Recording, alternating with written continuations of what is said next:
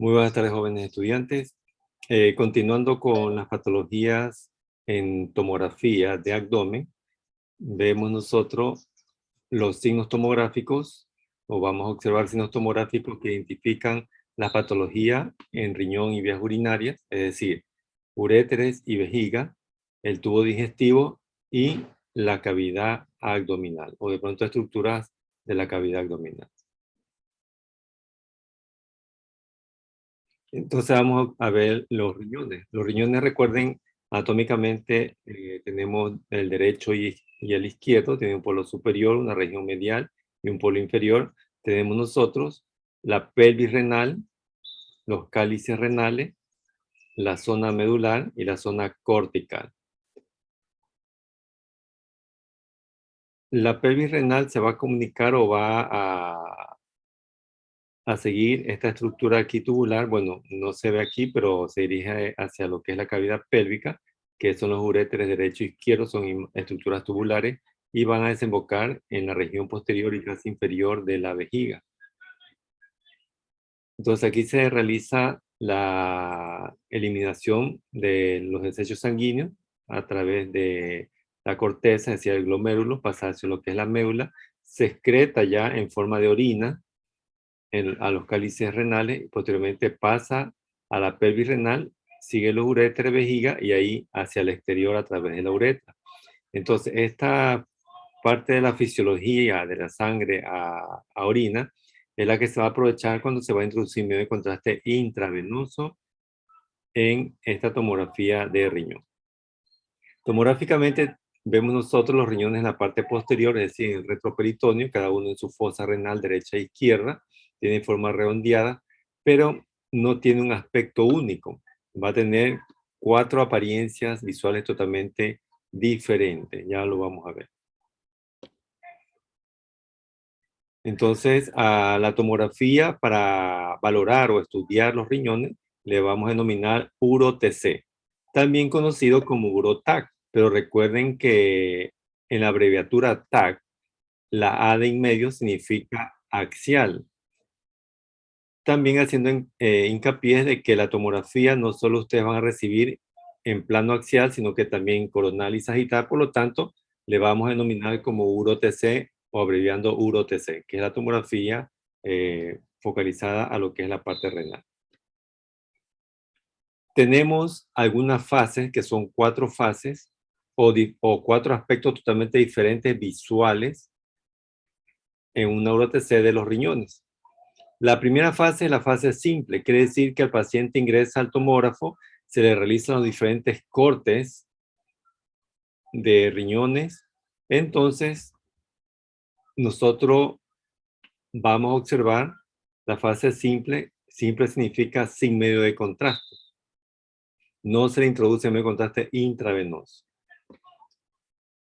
Entonces, este vendría a corresponder al aspecto, en este caso tenemos aquí el riñón del lado izquierdo, tengo la vértebra o la columna vertebral, y acá tendría que estar el riñón del lado derecho. Entonces estamos viendo parte o la mitad de esta imagen tomográfica. Entonces, en una fase simple, el riñón se lo ve homogéneo, ligeramente hiperdenso, es decir, un gris claro, no es un gris oscuro. Los bordes son regulares, bien definidos, normalmente. Y acá tenemos la grasa perirrenal, lo negro, lo hipodenso que se encuentra aquí. Después de la fase simple, el paciente otra vez sale del gantry, es decir, de este orificio donde está el tubo rayos X, pero igual permanece todavía en la camilla o en la mesa donde tiene que estar acostado el paciente, y se procede a inyectar medio de contraste. Aquí tenemos nosotros una jeringuilla precargada de medio de contraste. Aquí se está canalizando, de pronto ya se está verificando la permeabilidad de la vía. Por lo tanto, comienza a inyectarse medio de contraste. Después de haber pasado 3 minutos de haber inyectado medio de contraste, que eso es rápido, entonces nosotros vamos a realizar otra vez las imágenes tomográficas. Entonces tenemos la segunda fase, la fase córtico-medular. En la fase córtico-medular nosotros vamos a observar los riñones de este aspecto, donde la corteza o la región cortical se ve hiperdensa, blanca, quiere decir que el medio de contraste recién está atravesando a través de la corteza. Todavía no ha llegado a la médula. ¿Por qué? Porque se la ve hipodensa, se la ve gris. Pues, o sea, hipodensa en relación a la hiperdensidad del medio de contraste. Me refiero a eso. Entonces se llama fase córtico-medular. ¿Por qué? Porque aquí se puede diferenciar visualmente la corteza, que se la ve blanca, y la médula, que se la ve gris. Entonces, fase córtico-medular. Vamos a esperar 5 o de pronto 10 minutos y ahí le realizamos nuevos cortes y tenemos la tercera fase, que es la fase nefrográfica. En la fase nefrográfica, entonces, vamos a observar los riñones totalmente o de manera homogénea, hiperdenso. Todo el parénquima renal, hiperdenso. Es decir, blanco. Quiere decir que ya el medio de contraste de la corteza ya ha pasado a la región medular y todo se le ve homogéneo hiperdenso, porque el hiperdenso que se destaca corresponde al medio de contraste. Posteriormente se espera 10 a 15 minutos más, depende de la diuresis del paciente. A veces hay pacientes que tienen una diuresis más rápida que otros pacientes, o a veces de pronto de la patología que tenga el paciente, o de las condiciones que esté el paciente. Después el paciente pediátrico tiene una diuresis más rápida que el paciente adulto. Entonces, después de unos 10 a 15 minutos, esperamos y le realizamos otros cortes por tomografía y vamos a obtener la cuarta y última fase, que es la fase excretora. En esta fase excretora vamos a observar principalmente el medio de contraste a nivel de la pelvis renal, también a nivel de los cálices. Puede a veces persistir la hiperdensidad, pero ya va disminuyendo porque el medio de contraste comienza a eliminarse. Entonces la fase excretora, cuando ya observamos medio de contraste en pelvis renal y los cálices renal. Resumiendo las 4 fases, por eso a veces de pronto ustedes van a ver una tomografía, el riñón de un aspecto, después en otra de otro aspecto, y hay que saber por qué se ve ese aspecto visual. Entonces la primera fase, la fase simple, sin medio de contraste, se comienza a inyectar medio de contraste, se espera 3 minutos, se realizan nuevos cortes, tenemos la fase córtico-medular, después de 5 a 10 minutos, tenemos la fase nefrográfica. Lo que tenemos que visualizar es la hiperdensidad, que es el medio de contraste, y la fase excretora, donde vemos ya eliminación del contraste a través de los cálices y pelvis, incluso ya podemos ver hacia lo que es el uréter o parte en la vejiga de medio de contraste. Entonces lo que se está haciendo aquí es de pronto jugando con la diuresis o con la excreción que realiza los riñones, porque comienza a eliminarse el medio de contraste por la corteza, pasa hacia la médula y también pasa hacia el sistema colector, que son los cálices pelvis renal, y allá hacia lo que es el uréter, vejiga, y se elimina a través del uréter. La parte más que todo fisiológica de eliminación de la orina. Entonces, estos son los 4 aspectos visuales de los riñones en una tomografía. Entonces vamos a empezar a ver las diferentes patologías con sus signos tomográficos. Ahí tenemos una UroTC en plano coronal, en el cual llama la atención algo. ¿Qué llama la atención aquí en esta UroTC en un plano coronal? Pregunto. ¿Qué les llama la atención a ustedes? Que solo vemos un riñón. Correcto, solo vemos un riñón. El riñón izquierdo solo lo vemos y el riñón del lado derecho no se lo visualiza. Por lo tanto, estamos ante una agenesia renal del lado derecho, es decir, una falta de formación del riñón del lado derecho. Igual lo vamos a ver en este plano axial, donde observamos una ausencia, en este caso sería lo contrario, del riñón del lado izquierdo, no se lo observa. Entonces decimos que es una agenesia renal izquierda. Pero recuerden que ustedes no van a recibir una sola imagen tomográfica. Ustedes van a recibir 25, 30, 40 imágenes por tomografía en diferentes niveles de corte. Desde por encima del diafragma se realiza el corte, recuerden, hasta la sínfisis del pubis, porque tenemos que ver, bueno, más que todo, si se trata de riñón, un poquito más encima, 2 centímetros o 3 centímetros por encima del polo superior de los riñones, más que todo del lado izquierdo, porque recuerden que el riñón del lado derecho se encuentra más hacia abajo que en relación al del lado izquierdo por la presencia del hígado. ¿Alguna pregunta, Macas, que me levantó la manita? Sí, doctor. Respecto a esta placa, igual si nosotros, por ejemplo, en este caso no observamos, ¿no?, el otro riñón, pero tenemos las otras placas, igual Correcto. así se vería una tosis renal. Correcto. A ver, entonces, a eso iba yo. Gracias por comentarlo. Entonces, pero recuerden que ustedes no van a recibir una sola imagen, porque aquí yo puedo decir, bueno, pero ustedes van a recibir muchas imágenes, 25, 30, 40 imágenes, depende de la longitud del abdomen, o después de si es paciente pediátrico o paciente adulto, y también diferente espesor. Entonces, lo que ustedes van a hacer es que si a nivel renal no encuentran, pero a este nivel, donde tienen que estar los riñones anatómicamente, no encuentran un riñón, tienen que buscarlo más hacia abajo, como dijo su compañero. Entonces, puede presentarse o el caso de que el paciente tenga el otro riñón que no se ve a este nivel de corte anatómico donde tiene que estar el riñón. El otro riñón lo puede encontrar en la pelvis. De pronto ya se trata de una tosis renal o de pronto también algunos autores le llaman una ectopia renal. Entonces tendrán que ustedes verificar y confirmar si no está en otro sitio anatómico antes de dar el diagnóstico de una agenesia renal del lado izquierdo. Acá tenemos otra patología. Bueno, vamos a ver cómo se encuentra más que todo en la parte de localización y el aspecto morfológico de los riñones. Observen que cada riñón se encuentra en su fosa respectiva. Pero aquí en esta patología, bueno, aquí tenemos una macroscopía por anatomía patológica, vemos que ambos riñones se fusionan en sus polos inferiores y tomográficamente observamos el riñón derecho, el riñón del lado izquierdo, cuyos polos inferiores se fusionan más que todo hacia la línea media. Y como esto ocurre en la parte embriológica, entonces vean cómo los riñones no tienen esa disposición anatómica normal, se alejan de su fosa respectiva y la región medial o la pelvis renal está mirando hacia adelante, como normalmente tienen que ser hacia la línea media, justo aquí, medial, pero ellos están mirando hacia adelante por la fusión, porque hay como una semi-rotación.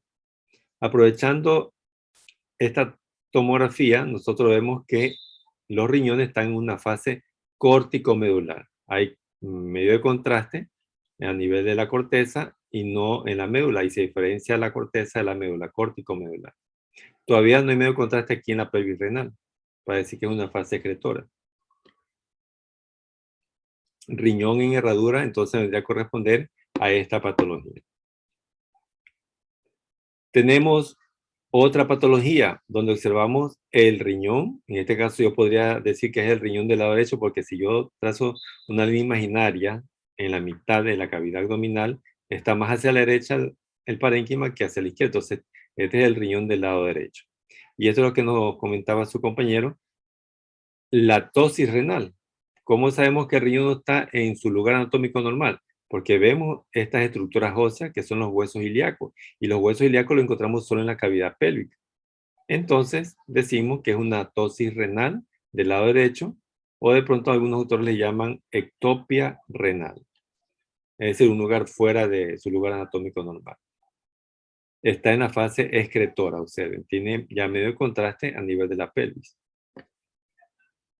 No vamos a otra patología, nos vamos a guiar por el riñón del lado izquierdo y decimos que esta UroTC está en la fase simple.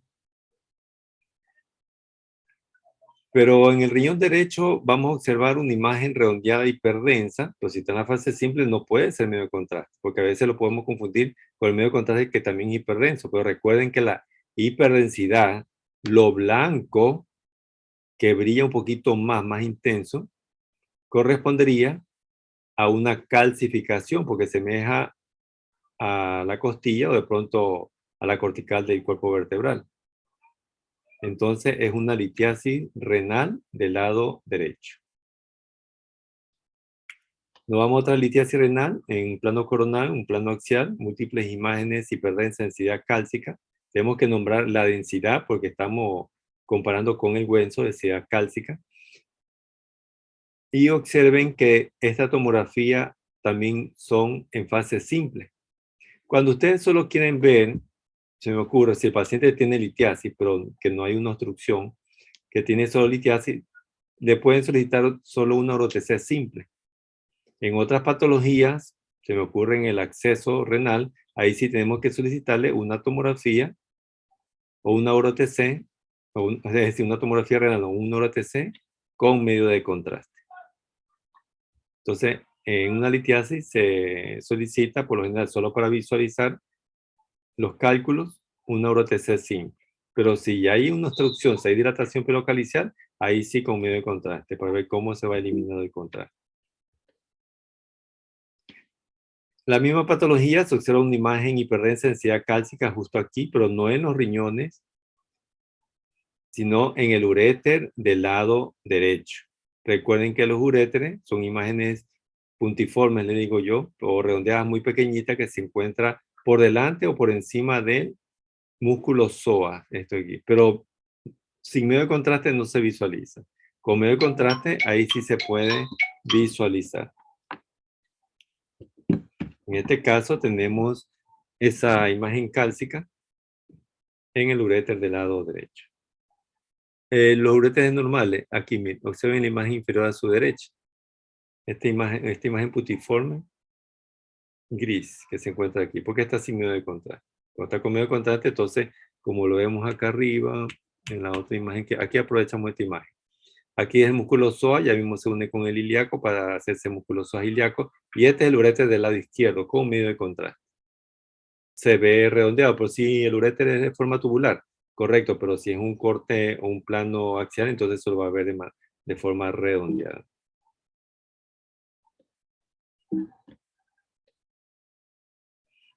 Seguimos con otra patología. Aquí nosotros, no tengo el marcador para dibujar. Nosotros tenemos que el riñón del lado izquierdo está aumentado de tamaño y llama la atención esta imagen hipodensa, que es líquida, y voy a delimitar la forma que tiene. Miren esta forma. Voy a delimitar o voy a demarcar los bordes. Y esta forma no es más que esta estructura anatómica que se ve acá en la imagen o en este esquema. Son los cálices renales, pero que han perdido la morfología porque están llenos de líquidos, están dilatados. Y esta parte central que estoy delimitando corresponde a esto, a la pelvis renal. Entonces tiene que haber una obstrucción en las imágenes más inferiores, justo por acá, a nivel, se me ocurre, piel ureteral, o de pronto en el tercio proximal, medio, distal del ureter, o de pronto en el meato ureteral a nivel de la vejiga, que esté provocando que no descienda o que no se elimine la orina, por eso se acumula acá, entonces es una dilatación pielocalicial, por cualquier origen. Entonces correspondería a una hidronefrosis del lado izquierdo. Tenemos otra hidronefrosis, pero no está tan marcada, aunque la pelvis renal tiene forma triangular. Este vendría a ser la pelvis renal y aquí correspondería a los cálices renales. Una hidronefrosis igualmente del lado izquierdo, pues no está marcada que la anterior. Nos vamos a otra patología que es la pielonefritis. En la pielonefritis nosotros vamos a encontrar áreas focales o de pronto todo el riñón o el parénquima renal comprometido como áreas hipodensas, como lo vemos en este momento aquí. En el riñón del lado derecho se observa esta imagen hipodensa de bordes poco definidos, pero que algún estudiante de pronto me pregunte, pero se parece a la región medular, claro, pero un área de pielonefritis, que es un proceso inflamatorio infeccioso, va a comprometer tanto la región medular como la región cortical. Ahí está la descripción. Y acá tenemos una complicación de la piel. Y nosotros la vamos a describir como múltiples imágenes redondeadas, es decir, con un contenido líquido denso, cuyas paredes son gruesas y que realzan discretamente con el medio de contraste, porque tiene medio de contraste porque el parénquima se ve ligeramente gris claro. Entonces, estas imágenes aquí corresponderían a los llamados accesos en el riñón del lado izquierdo que podría presentarse un paciente que ya se está complicando de una pielonefritis. Acceso en el riñón del lado izquierdo. Tenemos otra pielonefritis, pero aquí esta pielonefritis tiene cambios heterogéneos. Es decir, vamos a ver imágenes de diferentes densidades. Vemos aquí hipodensidad que puede ser líquido, hipodensidad que puede ser aire, o a veces también encontramos grasa, y también calcificaciones. Entonces, cuando vemos un riñón aumentado de tamaño, totalmente heterogéneo en cuanto a densidades y también en composición, correspondería a una pielonefritis santo-granulomatosa. ¿Ya? No es tan frecuente encontrar este tipo de pielonefritis santo-granulomatosa, pero igual cuando vemos en un paciente llama mucho la atención por la heterogenicidad que tiene. Acá vemos el riñón del lado derecho aumentado de tamaño, totalmente heterogéneo, con contenido líquido y también calcificación a nivel de este corte. Acá vamos a los quistes renales. Recuerden que los quistes renales son imágenes hipodensas, líquidas, por lo general redondeadas, y de pared fina. Lo observamos acá. Aquí estamos en la fase simple. Vemos el riñón sin medio de contraste, no se ha resaltado, no se ha vuelto hiperdenso.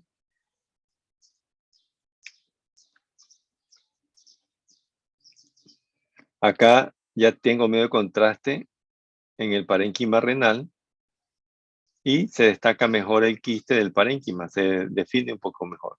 Entonces, imagen redondeada y hipodensa líquida de paredes regulares finas bien definidas. Entonces decimos que es un quiste en el riñón del lado derecho. Y aquí tenemos múltiples imágenes quísticas, pero lo que se ve de una manera totalmente irregular, como heterogénea, lo que pasa es que estos quistes son pequeños y están agrupados, por eso se ven de esta manera. Pero si nosotros delimitamos, tenemos aquí un quiste pequeño, otro quiste acá, se individualiza otro quiste acá, y todos están agrupados, parecido más que todo como una mora, donde la mora tiene bastante bolitas, entonces como que está agrupado, pero no tiene la morfología, la textura visual de los riñones, sino que se ven como medio raros, heterogéneos. Uniforme. Correcto. Cuando nosotros vemos muchos quistes en ambos riñones, entonces decimos que son riñones poliquísticos. Pero cuando vemos muchos quistes en un solo riñón, decimos que es un riñón izquierdo, en este caso comprometido por quiste, multiquístico. Entonces, los dos riñones con muchos quistes es poliquísticos y un solo riñón con muchos quistes es un riñón multiquístico. Nos vamos a otra patología que compromete más que todo el uréter. En este caso, se está viendo todo el recorrido del uréter del lado derecho que tiene medio de contraste. Normalmente, ¿cómo debemos nosotros observar el uréter con medio de contraste? De manera segmentaria. No debe verse pintado todo o lleno de medio de contraste todo el recorrido del uréter. Si lo vemos de esta manera, quiere decir que el medio de contraste se está reteniendo por alguna obstrucción que se encuentra en la parte distal. Por eso es que normalmente el uréter con medio de contraste se lo ve de manera parcial. O bien se ve el segmento o el tercio proximal, o solo el medio, o solo el tercio distal, pero no todo el recorrido. Bueno, acá el uréter del lado izquierdo no se lo visualiza. Posiblemente está en un plano más posterior o anterior. Recuerden que este es un corte o plano coronal. Y entonces nosotros observamos dilatación y retención del medio de contraste en el uréter del lado derecho. Y este uréter termina su extremo distal en forma redondeada. Entonces lo vemos en un plano axial. Ahí tenemos nosotros el extremo distal del uréter del lado derecho que termina en forma redondeada. Entonces, esta imagen redondeada aquí es como una formación quística redondeada. Entonces, el diagnóstico es ureterocele. un ureterocele, es más o menos como un prolaxo del urete hacia la vejiga. Pero en realidad vendría a ser una formación quística donde esta lesión va a disminuir el diámetro de la luz del uréter y eso impide que el orine, o en este caso el medio de contraste, se elimine rápidamente y tiene mucha dificultad de eliminarse hacia la vejiga. Se elimina dificultosamente hacia la vejiga. Entonces ahí tenemos nosotros el llamado signo de la cabeza de cobra, que dice la literatura, en el ureterocele. En este caso del lado derecho. Acá tenemos otra patología, o más bien le llamamos variante anatómica de la normalidad, no tanto como patología. Aquí vamos a observar nosotros que el riñón del lado izquierdo tiene doble sistema pielo-calicial. Es decir, dos pelvis renales, cada uno con su grupo calicial. Tiene que tener, normalmente tenemos una sola pelvis renal y grupos caliciales. En cambio acá tenemos dos pelvis renales, una superior y una inferior. Aunque aquí la superior se ve un poquito más delgada, siempre son asimétricas o a veces pueden ser simétricas ambas pelvis renales. Pero también pero también tienen doble uréter, o sea, cada uno tiene su uréter propio. A veces este tipo de variante anatómica, o de pronto algunos dicen, bueno, es una patología, cuando tiene doble uréter, suelen fusionarse en el tercio medio y el tercio distal desemboca normalmente en la vejiga. Pero en este caso vemos que los dos uréteres parece que estuviesen individualizados y pueden desembocar en la vejiga. Tenemos que verlo ya en una vista posterior de manera individual. Esta imagen tomográfica corresponde a una reconstrucción 3D. A veces cuando hay patologías que ameritan realizar una reconstrucción, el EuroTC puede enviarse una imagen de este tipo. Y aquí vemos nosotros el doble sistema pielocalicial en el riñón del lado izquierdo, que vendría a ser el mismo paciente que lo vemos acá en 3D. ¿Y esto representa algún problema? O sea, Por lo ¿hay algún... general, ok, correcto. Por lo general, se considera una variante anatómica de la normalidad, pero a veces presentan, es más frecuente encontrar infecciones, es decir, IBUS, en pacientes con doble sistema pilocalicial en relación a pacientes que tienen un solo sistema pilocalicial y ureteral también. O de pronto puede haber otra patología, un solo sistema, se me ocurre, puede haber ureteroceles o alguna otro tipo de malformación a nivel de la vejiga.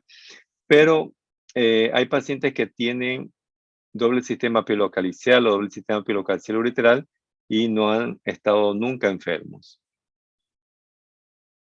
Llevan una vida normal, sin Sí, ningún tipo se de lleva una problema. vida normal, sí que no viene asociado con otra patología, pero por lo general, no por lo general, a veces nosotros encontramos doble sistema pilocalicial y uno tiene un ureterocele o de pronto otro tipo de malformación en vías urinarias.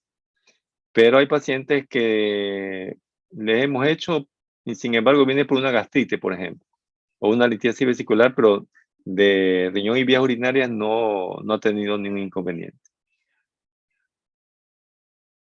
Ya, muchas gracias. Ya.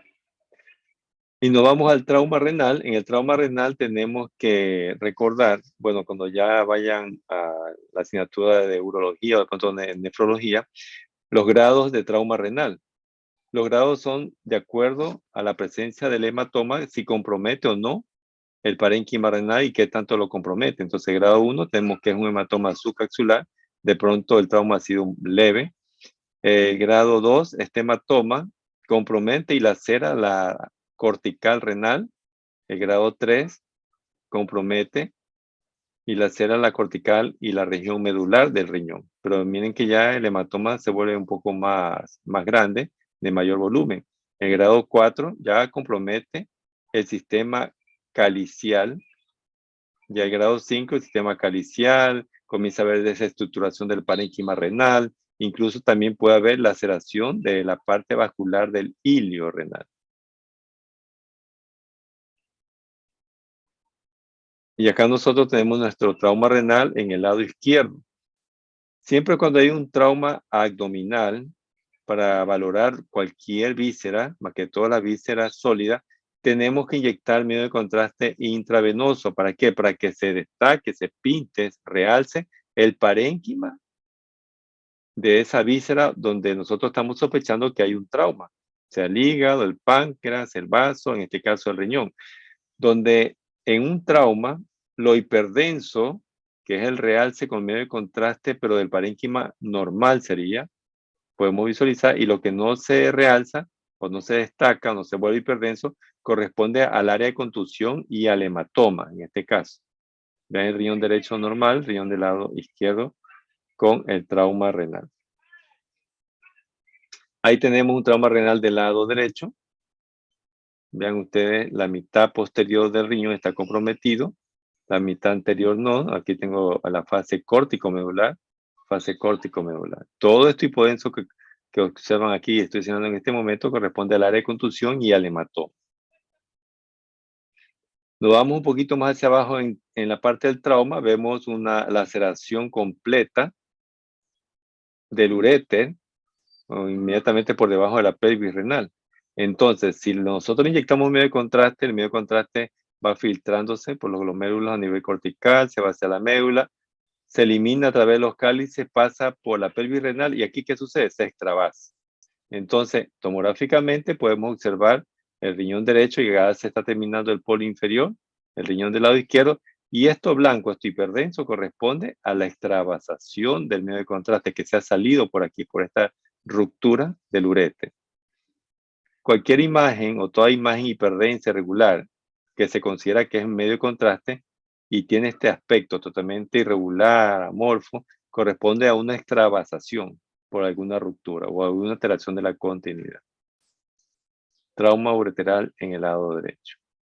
Nos vamos en la parte más inferior, a nivel de la vejiga, una vejiga normal, pero sin medio de contraste, porque recuerden que el medio de contraste es hiperdenso, es blanco. Aquí se lo ve con un contenido hipodenso que es líquido, en este caso es la orina, que de pronto se le aprovecha y se extiende la vejiga para valorar las paredes de la vejiga, porque también se puede usar como medio de contraste si en ese momento no tenemos una ampolla de medio de contraste para inyectarle intravenosamente para que se filtre por el riñón y se elimine por el sistema pilocalicial, uréter y hacia la vejiga. Pero acá sí tenemos nosotros una vejiga normal con medio de contraste. Aunque aquí hay dos tipos de hiperdensidad, una hiperdensidad más marcada que vendría a ser el medio de contraste en sí y una hiperdensidad menos marcada que vendría a ser, digamos, la mezcla. De pronto el paciente tenía un poquito de orina y se mezcló con el medio de contraste. Por eso hay dos hiperdensidades. Nuestra primera patología en vejiga, tenemos una vejiga distendida de pared gruesa. Igual, cistitis, inflamación vesical.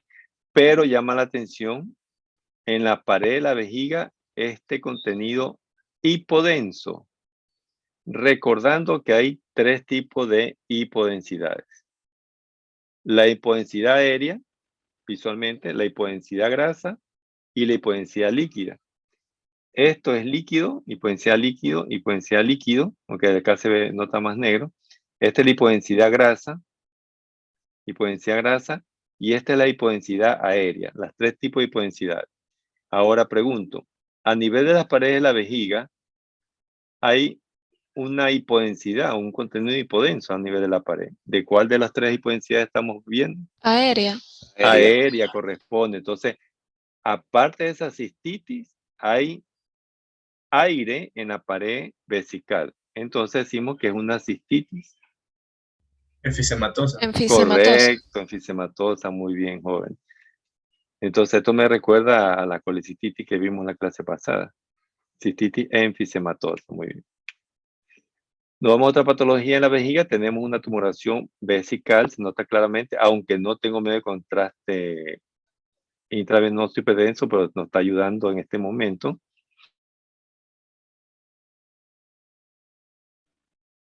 La orina como medio como contraste le saben decir.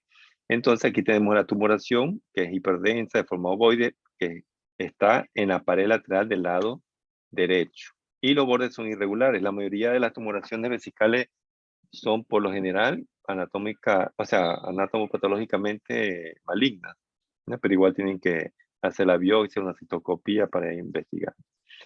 Esta es la tumoración. Acá en la parte posterior ya no sería dentro de la vejiga, está por fuera y detrás de la vejiga. Si es un paciente femenino, vendría a ser casi por el istmo cervical o cuerpo del útero, que está detrás de la vejiga. Bueno, esta es una macroscopía, que de pronto no es el mismo paciente, de pronto sí, pero le he puesto para relacionar la tumoración que va hacia la luz vesical. Otra tumoración de vejiga, pero aquí también llama la atención un segundo diagnóstico que corresponde a esta imagen sacular de adición, que la hemos escuchado en los estudios contrastados, que corresponde a un divertículo vesical.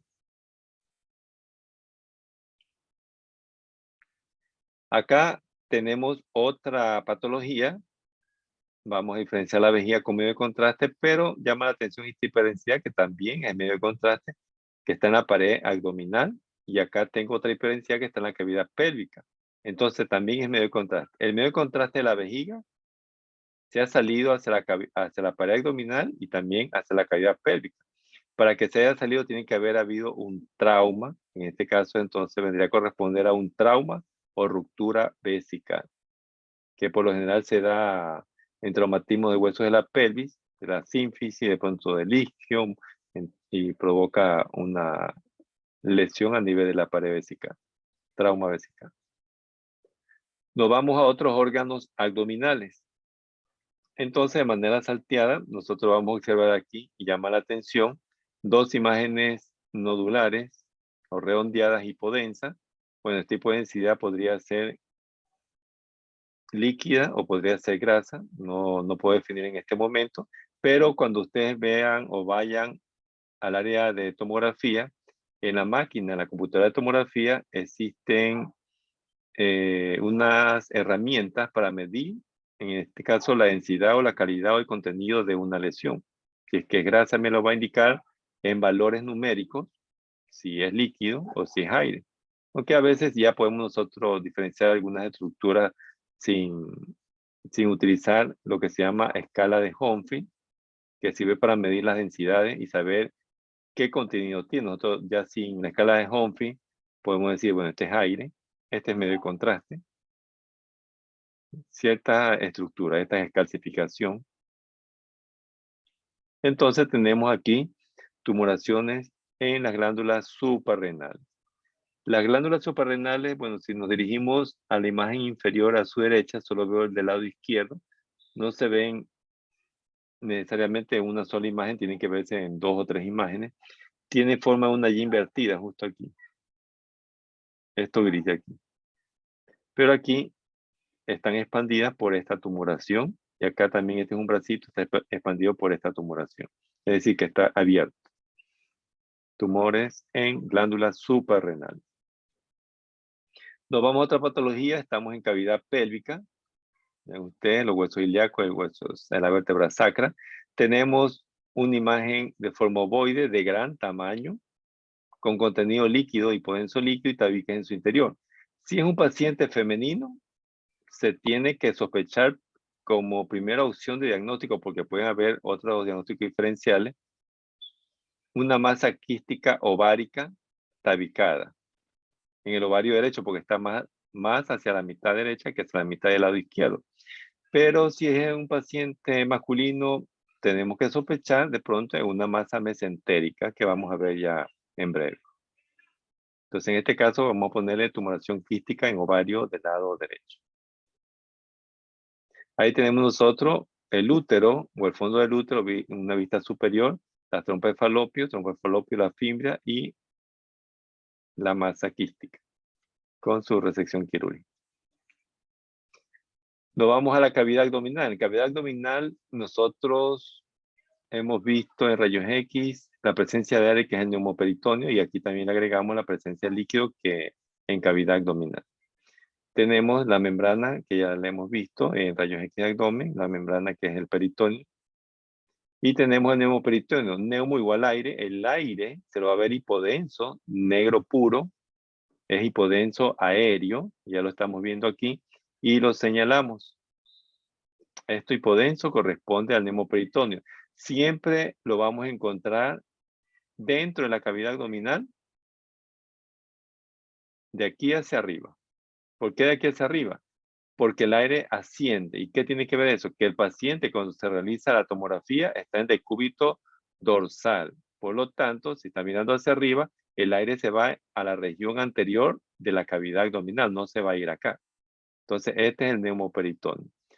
Pero, doctor, podemos confundirlo con el aire del estómago, ¿correcto? Porque aire es aire, el aire es hipodenso, totalmente negro, y se puede confundir con el estómago, pero el estómago se focaliza aquí, justo aquí, solo aquí, no se expande de un extremo a otro extremo dentro de la cavidad abdominal. Entonces descartamos que es estómago. Pero, doctor, también me parece que fuese el colon transverso, correcto. Pero recuerden que el colon transverso tiene las llamadas austras que se insinúan como tabiques parciales hacia la luz o de pronto material fecal y no lo encontramos. Entonces descartamos que es colon y nos quedamos con la presencia de neumoperitoneo. Ahí tenemos, neumoperitoneo. Ahí tenemos otro neumoperitoneo. Bueno, esta es otra ventana especial para, como la tomografía de tórax con ventana pulmonar, solo para ver el aire, que es el neumoperitoneo. Pero acá, si esto no es neumoperitoneo, vean que aire es aire y tiene la misma densidad. Puede ser o bien el estómago o bien el ángulo esplénico del colon. Entonces, acá tenemos el neumoperitoneo, que también le llaman, le agregan algunos autores el llamado signo del balón de rugby, que es parecido al balón de fútbol americano, por la forma que tiene. Nos vamos a la presencia de líquido abdominal. El líquido abdominal, me refiero, de pronto puede ser un líquido acítico, puede ser de pronto pus o puede ser sangre. Indistintamente de lo que sea, lo vamos a ver hipodenso. Hipodenso. Vean ustedes el hígado pequeño, es una cirrosis hepática, y tengo líquido. Todo esto hipodenso que se observa aquí corresponde a líquido en cavidad abdominal. Si vemos el hígado pequeño de bordes irregulares, ven en forma irregular los bordes, más que todo el lóbulo hepático del lado izquierdo, entonces sería un líquido acítico. Aunque igual también hay sus diferencias visuales, cuando ya entren a ver patologías, de pronto en asignaturas de semestre más hacia adelante, de pronto en el internado, ya comienza a identificar el hemoperitoneo o la presencia de pus en la cavidad o también de líquido acítico. O de pronto cuando ya en internado tienen que drenar el líquido, entonces ya comienza a ver qué es lo que está saliendo por el drenaje que ustedes le están haciendo al paciente. Entonces, líquido en cavidad abdominal. Acá tenemos igualmente líquido, esta hipodensidad que rodea al hígado y también al vaso. Todo esto hipodenso es líquido. Aparte de eso, encontramos también aire en cavidad abdominal. Nos vamos a estructuras del tubo digestivo. Entonces, vamos con nuestra primera patología y vamos a observar distensión aérea, esto es aire, y líquida de asas intestinales, con engrosamiento de la pared. Entonces decimos que se trata de un proceso inflamatorio intestinal. Y hay que investigar si es que es pseudoobstructivo o de pronto obstructivo, pero el intestino tiene cambios inflamatorios, está totalmente distendido. Igualmente sucede con esta imagen tomográfica. Distensión líquida y aérea de asas intestinales, engrosamiento de la pared. Pero aquí nosotros observamos un signo. Vean ustedes este signo que yo les voy a señalar, este aquí, como que da vuelta. Acá tengo otro, aunque se nota muy tenuemente. Entonces, es el signo del remolino, que lo vamos a ver mejor y llama más la atención acá en esta imagen. Este es el signo de remolino. Cuando ustedes ven el signo de remolino, se tiene que sospechar en embóbulo intestinal. Es la única patología que yo conozco hasta ahora que tiene el signo de remolino, que es el bóbulo intestinal. ¿Qué significa el signo de remolino? Recuerden que normalmente los intestinos están irrigados o vascularizados por los vasos mesentéricos que vienen así en forma de abanico a través del mesenterio, en la superficie del mesenterio, hacia las asas intestinales. Pero, ¿qué sucede cuando el intestino comienza a rotarse? Vean ustedes, se rota, giran los vasos mesentéricos y se hace un corte axial. Y en un corte axial se va a ver de esta manera, en forma de remolino. Entonces, como se está girando el intestino, por lo tanto está provocando una obstrucción. Y en la obstrucción observamos distensión aérea y líquida de asas intestinales con engrosamiento de la pared.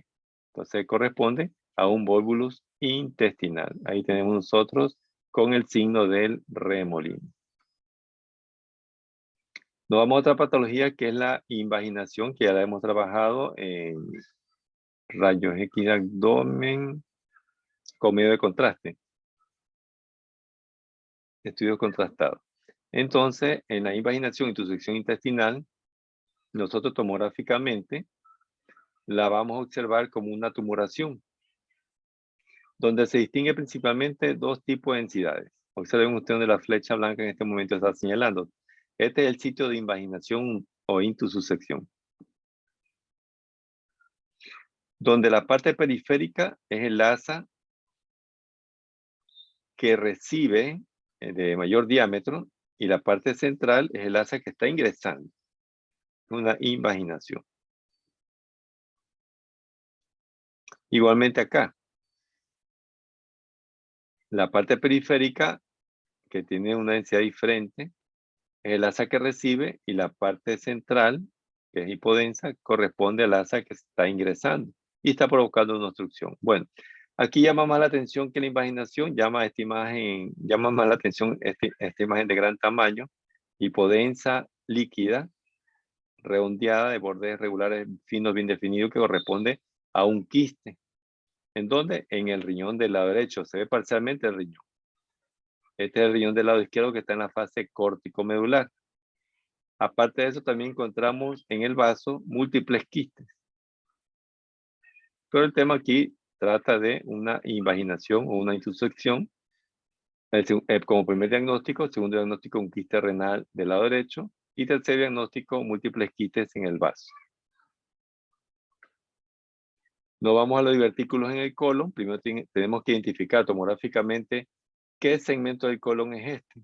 Ya hemos trabajado la anatomía de abdomen, entonces por la asignatura de anatomía, y el segmento del colon que tiene esta forma como oblicua, o en una forma en S, es el sigmoide. Aquí nosotros observamos a nivel de las paredes del colon sigmoide múltiples imágenes saculares de adición. Unas están llenas de aire, otras están llenas de medio de contraste. Entonces son divertículos en el colon. Vean ustedes normalmente el colon sigmoide sin medio de contraste. Está colapsado en forma de S o forma oblicua. Otros dos divertículos en el colon ascendente casi por el ángulo esplénico. Digo ángulo esplénico, ¿por qué? Porque ya estamos viendo el transverso incluso. Vamos a ver inflamación a nivel de los divertículos o un proceso inflamatorio e infeccioso por cualquier tipo de obstrucción en los divertículos, que es la diverticulitis, donde el paciente ya tiene dolor, por eso acude al área de emergencia por su dolor. Entonces vemos igualmente el sigmoide, o el segmento sigmoide, los divertículos, pero llama mucho la atención que no hay plano de clivaje o de pronto delimitación entre la pared del colon y la grasa peritoneal. ¿Cómo tiene que estar normalmente? Observen la imagen inferior a su lado derecho. La pared del colon con su divertículo, pero se ve nítidamente la grasa peritoneal que lo rodea, hipodenso, totalmente negro, una hipodensidad grasa, pero acá no, acá se confunde. Entonces aquí ya hay reacción peritoneal. Ya hay compromiso del peritoneo por la gran inflamación de la pared del colon. Incluso a veces puede haber ruptura de un divertículo y puede provocar neumoperitoneo. Entonces aquí ya el paciente siente mucho dolor a nivel pélvico, por lo general hacia fosa del lado izquierdo, porque también el sigmoide compromete el colon descendente. Un proceso inflamatorio intestinal, en este caso el colon del lado derecho con pared gruesa, la luz disminuida. Se trata de una colitis, donde vamos a ver desaparición de las austras, que lo vimos nosotros en el estudio contrastado del colon. Otra colitis, en este caso también hay cambios en la densidad de la grasa peritoneal, del compromiso del peritoneo, una reacción. Acá observamos un proceso inflamatorio intestinal, distensión de alzas intestinales, engrosamiento de la pared y también de los pliegues. Ustedes ven los pliegues dentro de la luz, las válvulas conniventes de intestino delgado. Un proceso inflamatorio intestinal, distensión de alzas intestinales delgadas con líquido, con aire, engrosamiento de la pared. Este con medio de contraste se realza, se destaca la pared, que está más vascularizada de la normal, y también líquido en cavidad abdominal. Líquido en cavidad abdominal. Acá notamos en alzas intestinales la presencia de distensión aérea y líquida, pero también burbujas aéreas a nivel de la pared. Algunos autores le llaman neumatosis intestinal, a la presencia de aire en pared intestinal, que se la observa cuando hay una isquemia intestinal, de pronto por una trombosis mesentérica de los vasos mesentéricos. Ahí tenemos nosotros la macroscopía por anatomía patológica, los cambios de coloración que existen a nivel de las alzas intestinales. Y nos vamos a la apendicitis. La apendicitis ustedes van a ver, yo diría casi a diario, tiene que llegar el paciente en una semana, llegan pacientes de apendicitis, pero el diagnóstico es clínico, es decir, por los datos clínicos, la sintomatología y también por laboratorio. El primer examen diagnóstico por imágenes que se solicita es una rayos X, le sigue la ecografía, pero si estos exámenes de pronto no me ayudan o no me favorecen para el diagnóstico clínico y laboratorio, que yo digo que es una apendicitis, le podemos realizar una tomografía en el cual nosotros podemos encontrar el apéndice mayor a 3 milímetros, la pared, el diámetro que se lo mide en un plano axial, tiene que estar más de 6 milímetros si se consigue una apendicitis. Va a haber ausencia de aire intraluminal. También podemos observar la presencia de una imagen cálcica que le llaman fecalito, coprolito o también apendicolito. También podemos encontrar alteración de la grasa periapendicular y cuando ya se complica, de pronto alzas intestinales agrupadas, colecciones líquidas, es decir, plastrón, de pronto colecciones líquidas densas que corresponderían a accesos periapendiculares. Entonces tengo un apéndice normal porque está lleno de aire. Cuando se llena de aire o está lleno de medio de contraste que se le ha introducido al colon, quiere decir que está normal, que está permeable, porque la apendicitis ocurre por lo general cuando hay un proceso obstructivo por los fecalitos. Aquí vemos una apendicitis. En un plano axial se lo ve redondeado, pero sí es tubular, pero es que en plano axial, al menos en la dirección que tiene el apéndice, se ve redondeado en este caso. Tengo pared gruesa y cambios en la densidad de la grasa peritoneal. Se ve un gris claro. ¿Cómo debe ser la grasa peritoneal? Así, gris oscuro. Esta es la grasa peritoneal. Pero la grasa que rodea el apéndice se ve gris claro. Tiene una reacción peritoneal. Este es el ciego. Entonces, esta es una apendicitis retrocecal, una retrocecal. Porque recuerden que los apéndices están en diferentes posiciones, depende de la persona, depende del paciente. Tengo otra apendicitis con las mismas características. Tengo el ciego, que decir que está delante del ciego. Al paciente anterior, de pronto si le hacen la palpación, tienen que hacer una palpación profunda para que el paciente salte el dolor. ¿Por qué? Porque tiene una localización retrocecal. Y al paciente que se encuentra en la apendicitis por delante del ciego, creo yo que solo presionando la fosa ilíaca derecha con el dedo meñique, salta el dolor. Depende de la localización anatómica. A veces, una ecografía, o no a veces, muchas veces, las ecografías no dan el diagnóstico de apendicitis. ¿Por qué? O sea, no es que no tenga apendicitis el paciente, porque de pronto por los datos clínicos, los datos laboratorios, suele ser apendicitis, pero ecográficamente no se lo visualiza. ¿Por qué? De pronto por esto. porque tiene una localización retrocecal. ¿Y qué tiene que ver eso? Porque el transductor lo colocamos aquí y el ultrasonido viaja y se encuentra con el aire. Y el aire impide que viaje correctamente el sonido. Entonces no se puede visualizar el apéndice en este caso. Entonces, recuerden que tienen que guiarse por la clínica y el laboratorio para un diagnóstico de apendicitis. El hecho de que una ecografía no les arroje el diagnóstico de apendicitis no quiere decir que no tenga una apendicitis. Puede que no se lo observe en ese momento o en ese paciente. En los pacientes que tienen un apéndice por delante del ciego se lo ve mejor. Acá tengo un plano coronal, aquí se lo ve de forma tubular y totalmente alargado el apéndice con cambios inflamatorios. Aquí no veo el apéndice, pero sí veo una calcificación a nivel del ciego, que es un apendicolito, o coprolito, fecalito que le llaman. Este ya sería una apendicitis complicada cuando nosotros no vemos el apéndice, pero vemos de pronto colecciones líquidas que corresponderían a accesos y con pared gruesa.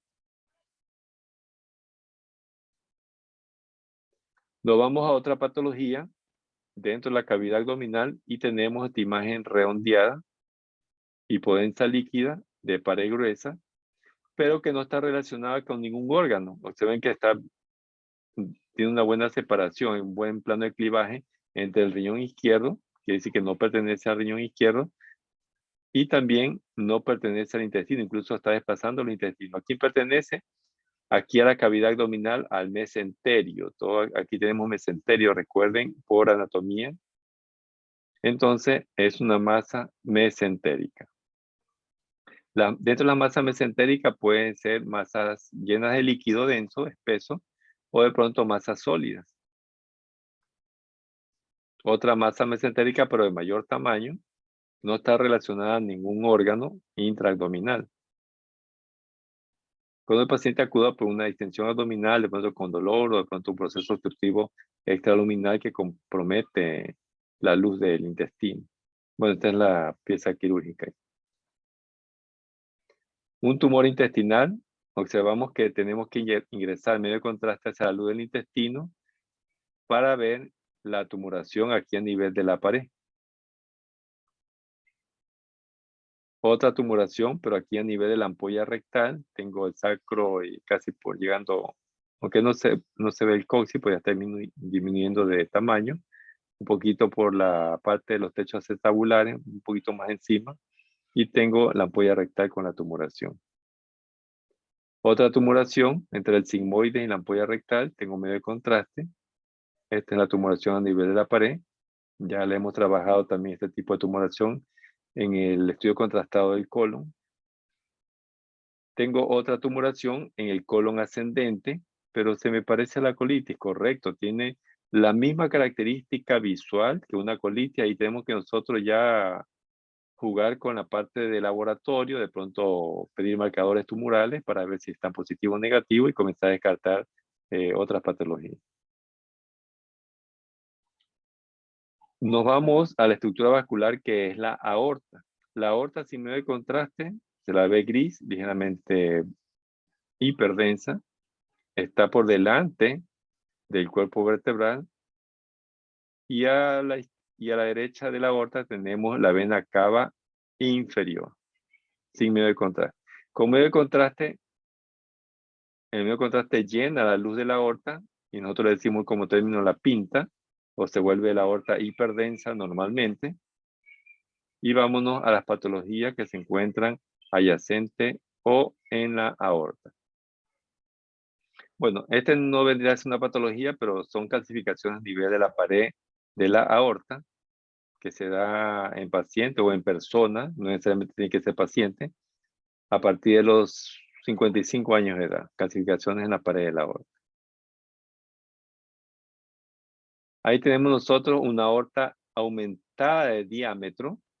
Todo esto es la aorta, todo este círculo aquí, sino que tiene dos densidades cuando se inyecta medio de contraste. Lo hiperdenso es la luz de la aorta con medio de contraste. Ahí nosotros le decimos que es la luz verdadera. Y lo hipodenso corresponde a la luz falsa, que vendría a corresponder a la presencia de una disección de la pared de la aorta o de pronto a la presencia de trombo en la misma. Es un aneurisma de la aorta. Vemos nosotros la aorta que está en el retroperitoneo. Normalmente observen, recordamos otra vez la aorta y la vena cava inferior. Alrededor no debe haber nada, pero tengo la aorta y aquí la vena cava inferior que está como aplastadita. Y aquí entre la aorta y la vena cava y alrededor existen imágenes, se observan imágenes nodulares, hipodensas. Entonces esto corresponderían a enopatías retroperitoneales. Retroperitoneal. Aunque a veces la vemos de mayor tamaño, porque hay más adenopatías retroperitoneales. O de pronto hay compromiso ya de la parte de los ganglios mesentéricos. Entonces, son adenopatías retroperitoneales. Como una gran masa abdominal también se lo puede escribir. Pero si ustedes observan que esta masa tiene múltiples nódulos, entonces son adenopatías totalmente agrupadas. Esta es la clasificación de las paredes de la aorta. Bueno, aquí hay un poquito de líquido perihepático.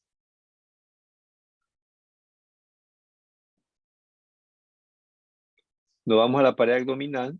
Como patología vemos en la pelvis, más que todo por fósil acá al lado, este es izquierdo, este es el lado derecho.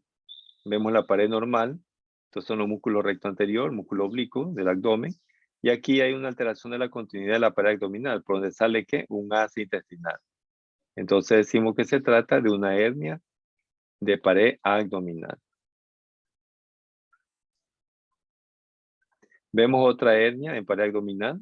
Vemos la alteración de la continuidad, lo comparamos, si deseamos, con la pared del lado contrario, totalmente indegne. Y aquí hay salida de contenido intestinal. Perdón, de intestino, de contenido abdominal hacia la pared. Otra hernia en pared abdominal. Acá tenemos otra hernia, pero ya lo vemos por delante de la sínfisis del pubis. Si es un paciente masculino, entonces vendría a ser una hernia inguino-escrotal, aunque no vemos en este nivel de corte del escroto, pero sí veo acá una imagen más inferior, los cuerpos cavernosos del pene. Pero si se trata de un paciente, al menos esta imagen de acá, solo esta imagen de acá, no la acá, un paciente femenino es una hernia inguinal, en región inguinal. Seguimos en pared, vemos la pared, la densidad de la grasa de pared abdominal totalmente homogénea y hipodensa, pero aquí hay una hiperdensidad a nivel de la pared. Entonces, esta hiperdensidad más la inspección física y también la palpación a este nivel, entonces me va a indicar que es un proceso inflamatorio en pared abdominal. Aprovechamos aquí, tenemos, este es el colon del lado izquierdo, colon descendente. Y nuestra última patología para terminar este tema, que son muchas patologías o signos tomográficos que hemos visto el día de hoy, observamos una imagen redondeada, hipodensa, líquida, que es densa, es decir, espesa, y también tiene dos burbujas aéreas en su interior con pared gruesa. Esa descripción, ¿en qué patología la hemos escuchado? Imagen redondeada de pared gruesa con contenido denso, líquido y también aire en su interior. ¿Cuál sería el diagnóstico ahí? Pregunto. Eso. Un acceso, correcto. Entonces, si tenemos un acceso en esa imagen de tomografía, ¿en qué órgano o estructura, más que toda estructura anatómica de abdomen lo encontramos? Pregunto. Vamos a individualizar, entonces son los riñones en fase córtico-medular, los veo muy bien. La aorta, cuerpo vertebral, colon descendente. Este me atrevería a decir que es el estómago que está muy abajo, pero a veces hay estómagos longilíneos, prolongados en dirección cráneo-caudal. Este vendría a ser el colon del lado derecho. ¿Y dónde está el acceso? ¿En qué estructura anatómica? Que no la nombré cuando iba recorriendo la imagen de tomografía. ¿Dónde está el acceso? ¿En qué estructura anatómica? Bueno, voy a señalarlo para ver de pronto si lo han visto o ya lo vieron. Entonces lo señalamos aquí. Está en el Aquí está el psoas, acceso. no. Correcto, está en el músculo psoas del lado derecho. Entonces tenemos que ya ir recordando la parte anatómica que hemos aprendido en semestres anteriores. ¿Cómo es el músculo psoas? Observen acá. Del lado izquierdo, del lado derecho. Pegados adyacentes al cuerpo vertebral cada uno de su lado.